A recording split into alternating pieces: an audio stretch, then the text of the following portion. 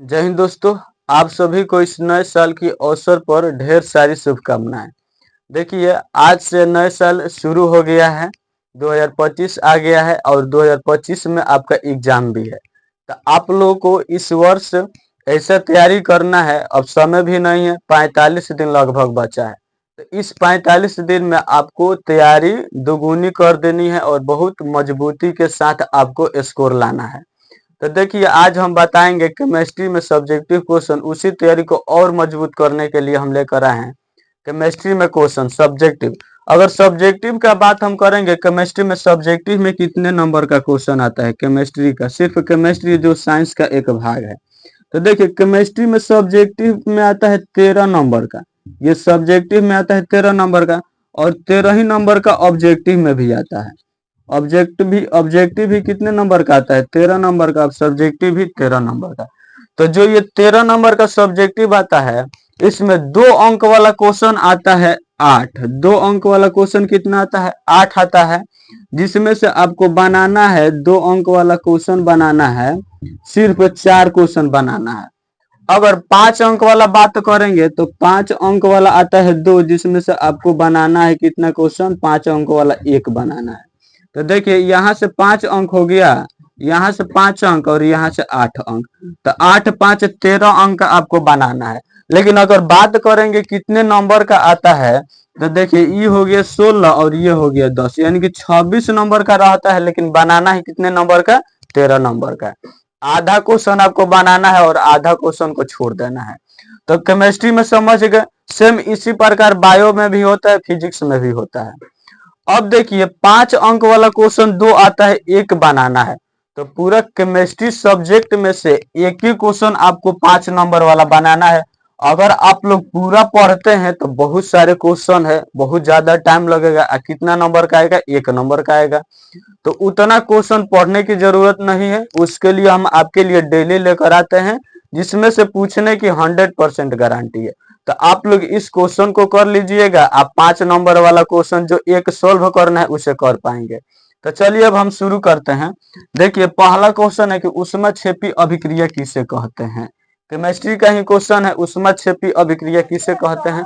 Answer देखिए, जिस अभिक्रिया में उत्पादन के साथ ऊष्मा का भी उत्सर्जन होता है, जिस अभिक्रिया में उत्पादन के साथ ऊष्मा का भी उत्सर्जन होता है, उन्हें ऊष्माक्षेपी अभिक्रिया कहते हैं।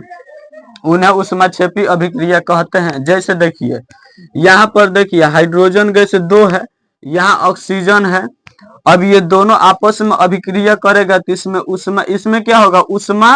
ऊष्मा बाहर निकलेगा। ऊष्माक्षेपी अभिक्रिया में क्या होता है? ऊष्मा बाहर निकलता है। तो देखिए, इसका डिफिनीशन क्या हो जाएगा? जिस अभिक्रिया में उत्पादन के साथ साथ ऊष्मा का भी उत्सर्जन होता है, यानी कि ऊष्मा भी निकलता है, उन्हें ऊष्माक्षेपी अभिक्रिया कहते हैं। जैसे देखिए, इससे अगर हम रिएक्शन कराएंगे, अभिक्रिया कराएंगे, तो देखिए यहाँ जल कितना बन रहा है? 2 जल बन रहा है और ऊष्मा भी यहाँ पर क्या हो रहा है? प्राप्त हो रहा है। तो ये कैसा अभिक्रिया होगा? ऊष्माक्षेपी अभिक्रिया होगा। यानी कि जब हाइड्रोजन गैस और ऑक्सीजन गैस अभिक्रिया करेगा तो जल बनेगा और ऊष्मा भी इससे बनेगा, ऊष्मा भी प्राप्त होगा और ऊष्मा बाहर निकल जाएगा।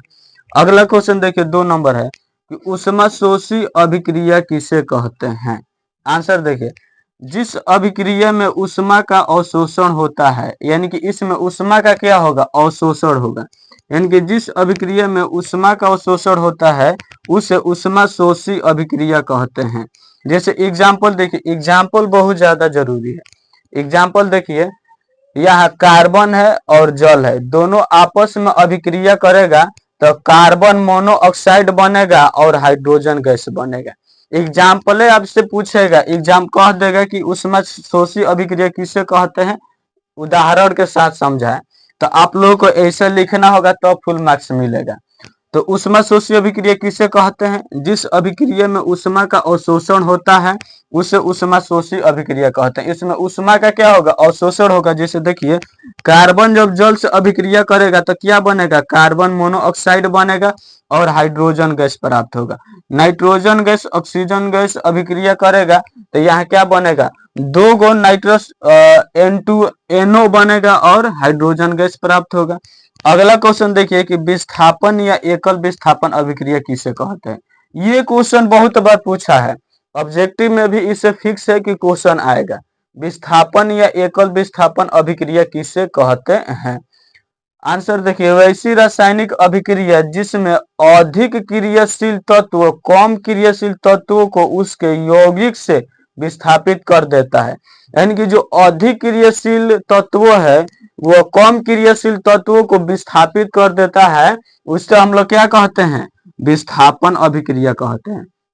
जैसे क्रियाशीलता समूह पर है, पोटेशियम सबसे अधिक क्रियाशील समूह है, तो जो अधिक क्रियाशील वाला तत्व है वो कम क्रियाशील वाले तत्वों को विस्थापित कर देता है, उसे हम क्या कहते हैं, विस्थापन अभिक्रिया कहते हैं। जैसे देखिए यहाँ है सोडियम क्लोराइड है, यहाँ पर है सिल्वर नाइट्रेट है, तो जब ये आपस में अभिक्रिया करेगा तो अधिक क्रियाशील वाला तत्व कम क्रियाशील वाले तत्वों को विस्थापित कर देता है। जैसे यहाँ देखिए जो ये सोडियम है, सोडियम क्लोराइड है और यहाँ सिल्वर नाइट्रेट आपस में अभिक्रिया कर रहा है, तो जो सिल्वर है यहाँ पर Ag किया है, सिल्वर है, तो Ag के साथ में जो ये है क्लोराइड ई मिल जाएगा, यानी कि जगह आपस में चेंज हो जाएगा। तो जो अधिक क्रियाशील वाले तत्व है, यानी कि जो ये वाला है चांदी है, ये सोडियम का अपेक्षा इसका क्रियाशील क्या है, कम है, तो ये क्या हो जाएगा, विस्थापित हो जाएगा। यानी कि ये वाला चला जाएगा इसके जगह पर, ये आ जाएगा इसके जगह पर, तो क्या होगा AgCl यानी कि सिल्वर क्लोराइड बनेगा और यहाँ पर सोडियम नाइट्रेट प्राप्त होगा। देखिए अधिक क्रियाशील वाले तत्व और ये कम क्रियाशील वाले तत्व है, ये आपस में जगह क्या कर लिए, चेंज कर दिए, यानी कि विस्थापित हो गए, तो ये हो गया विस्थापन अभिक्रिया या एकल विस्थापन अभिक्रिया। तो उम्मीद है कि आप लोग समझ गए होंगे। देखिए अगर चेंज होगा, विस्थापित होगा तो विस्थापन अभिक्रिया होगा। क्वेश्चन अगला है कि द्विविस्थापन अभिक्रिया किसे कहते हैं। द्विविस्थापन अभिक्रिया को समझिएगा कि द्विविस्थापन अभिक्रिया में दो यौगिक अपने आयनों का आदान प्रदान करके दो नए यौगिक का निर्माण करते हैं। यानी कि द्विविस्थापन अभिक्रिया में क्या होगा कि दो यौगिक अपने आयनों का आदान प्रदान करके दो नए यौगिक का निर्माण करते हैं।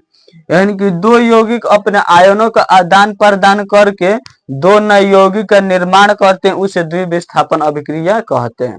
तो ये जो क्वेश्चन है, ये क्वेश्चन आपकी एग्जाम में पूछने की संभावना है, आप लोग इसे याद कर लीजिएगा।